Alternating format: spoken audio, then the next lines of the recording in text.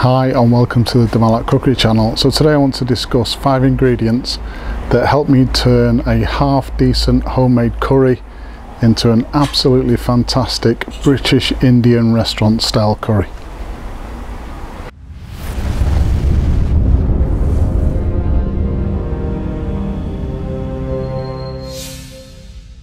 So for those of you that are new to the channel, I just want to explain a little bit about who I am. So I'm just a very keen amateur cook.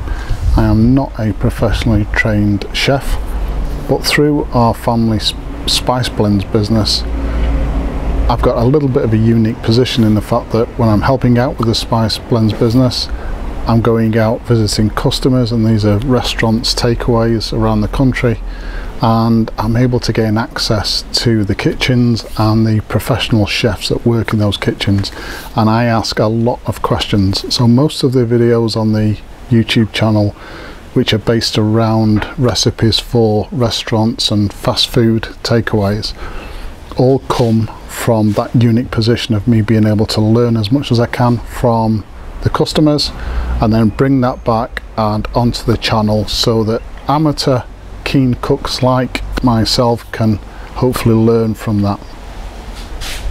So with regard to curries, I used to make what I considered to be a half decent homemade curry, but it wasn't until I went visiting these restaurants and takeaways and looking at what actually happened within the kitchen that I realized that there are a number of ingredients used by these professional chefs in these Indian restaurants that I wasn't using at all, and they are absolute game changers. So as I said, the purpose of this video is to talk about what I consider to be the 5 main ingredients that I wasn't using before that I use now, and I get much closer now to that standard of restaurant curry.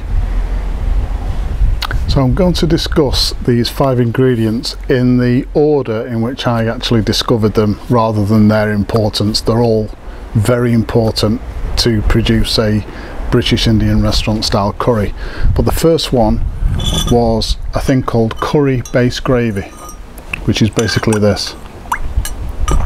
And going into these restaurants, having a look at what these chefs were doing, had a large pan of yellow liquid, looked like a wheat curry, and seeing the chefs with the chef's ladles going in, dipping into this liquid all the time and using it in almost every curry that they were producing. So I definitely had to find out what that liquid was, and obviously I discovered it's called curry base gravy.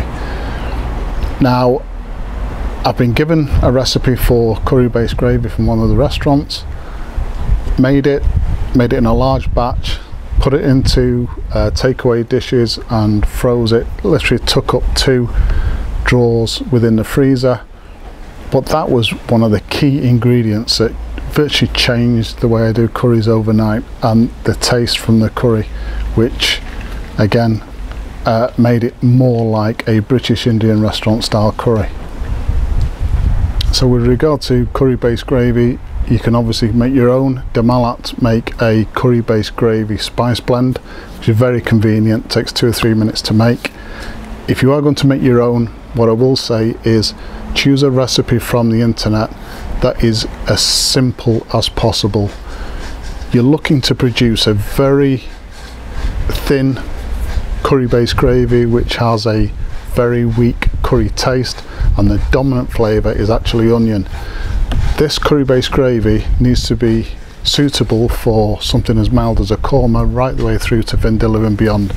If the flavour of the curry based gravy is too strong, it will definitely affect the flavour of something like a korma, and every curry that you produce will be at least of Madras strength or stronger. So the second ingredient that I discovered in the Indian restaurant kitchens is methi leaves or fenugreek leaves.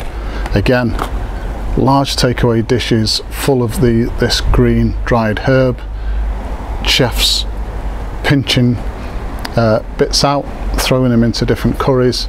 So I thought, again, have to know what that ingredient is, and it's methi leaves. It is another game changer with regard to producing something like a British Indian restaurant curry, and it's used right throughout most of the cooking.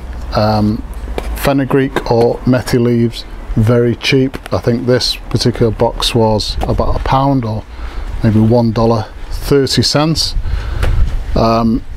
But it's definitely something you need in your kitchen if you're going to produce really good standard of restaurant curry. The third one is a thing called curry mixed powder. This is not curry powder which you can buy ready blended in the supermarket. It's a far more complex flavour than that. Most curry mixed powder recipes have some form of curry powder within there, but it's normally a mild madras. But there are a lot of other ingredients in there, and again, it's another game changer. It adds a really complex flavour to most curries. So curry mixed powder, again, the Malat produce a curry mixed powder, or I'm sure there are plenty other manufacturers out there that produce their own as well. But curry mixed powder is definitely something you need in your kitchen if you're going to produce a really decent restaurant style curry. So the next one on the list is ginger garlic paste, used extensively in Indian restaurant cooking. Before going into the restaurants, I used to use fresh garlic and sometimes fresh ginger. Don't use that anymore, just a nice decent quality tub of ginger garlic paste, and again that goes in quite a few of the curry recipes that I now do. But again, one of these 5 ingredients that for me was a game changer. So the last ingredient on the list is a thing called seasoned oil, which is basically recycled old oil that restaurants use in a lot of the dishes that they produce.